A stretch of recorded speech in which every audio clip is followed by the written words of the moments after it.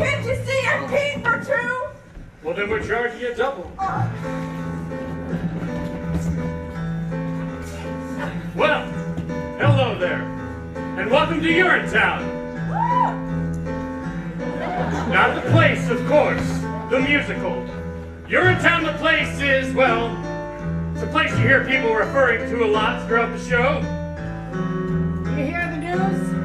They carted old so-and-so off to Urinetown the other day. Is that so? What do you do? Oh, such and such, I hear. What do you know? Old so-and-so. It's kind of a bad, mythical place, you understand? A bad place, a place you won't see until Act 2. And then, well, let's just say it's filled with symbolism and things like that.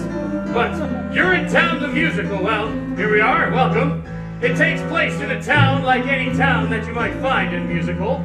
This here's the first setting of the show. Now, as the sign says, it's a public amenity, meaning public toilet. These people have been waiting for hours to get in. It's the only amenity they can afford to get into. Say, Officer Longstock, is this where you tell the audience about the water shortage? What's that, little Sally? You know, the water shortage.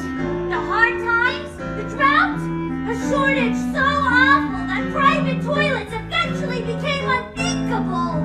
A premise so absurd. Whoa there, little Sally. Not all at once. You'll learn more about the water shortage in the next scene. Well, I guess you don't want to overload them with too much exposition, huh? Everything in its time, little Sally. You're too young to understand it now, but nothing can kill a show like too much exposition.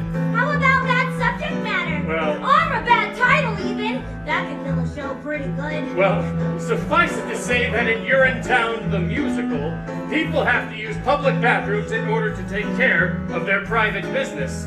That's the central conceit of the show. Better hope your pennies add up to the fee. We can't have you leave for free. If you do and catch, we never fail, and we never bother with jail. You'll get Urinetown, rock and roll to Urinetown, away with you to Urinetown. You won't need bail.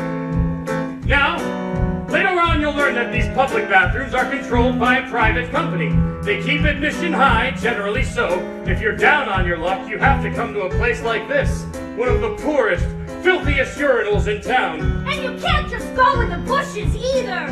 There's laws against it. That's right, little Sally, harsh laws too. That's why little Sally here is counting her pennies. Isn't that so, little Sally? I'm awfully close, officer. Only a few pennies away. Aren't we all, little Sally? Aren't we all? Excuse me, sir, but can you point me in the direction of the private company that controls these public restrooms? Oh, you mean you're in good company? Oh, that's the one.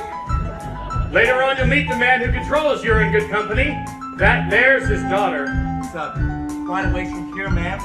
This here's the bad part of town. Oh, so it is. But if you squint, you can just make out their headquarters, rising above the skyline. Oh, the gleaming tower on the hill? That's the one. Gosh, it's beautiful. You most certainly are. Pardon? It most certainly is. Oh dear, I'm late already. Thanks ever so much for the directions and such. Bye! Anytime. Well, we've talked on long enough, I imagine. Enjoy the show, and welcome to Urinetown, the musical. You are